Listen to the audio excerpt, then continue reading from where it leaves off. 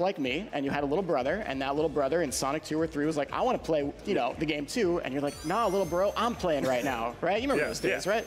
And mom and dad are like, hey, let him play. Yeah. Well, I was actually the little bro, so right now I'm totally sympathizing with your brother.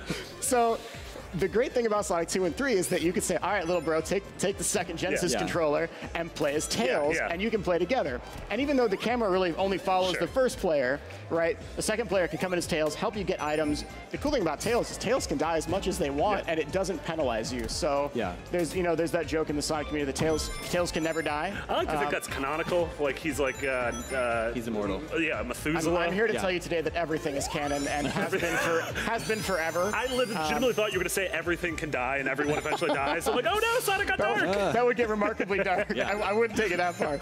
But is this the first bar in a 2D Sonic game? We just literally ran through a saloon. That's why it's rated M. Yeah. That's not a bar. That is a juice vending area. Yeah. The Sonic characters drink juice. You know, apple juice, pineapple juice, lots of water. They like to stay healthy so they can run so They don't much. want to get a cramp. That'd be an awful feature in the game. So this is a new motif, level. right? Yeah.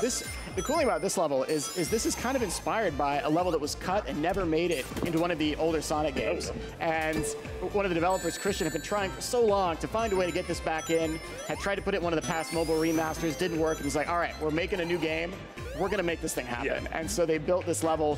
There are posters, here, this is Mirage Saloon. There are posters around of wanted posters that have faces of past Sonic characters on them that are kind of like out there. All right, you guys may or may not know this. You ever heard of a game called Sonic the Fighters?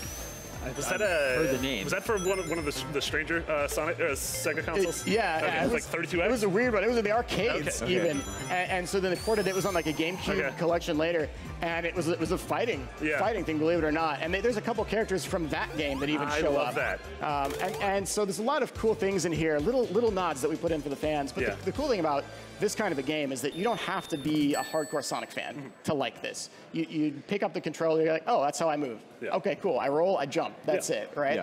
And you pick up golden rings to not die, and that's pretty much how the game flows. And so just like the originals, it's kind of got that level of intricacy, but likewise the same ease to pick up and play that the originals had too. So like, how authentic are you trying to be? Like, could these new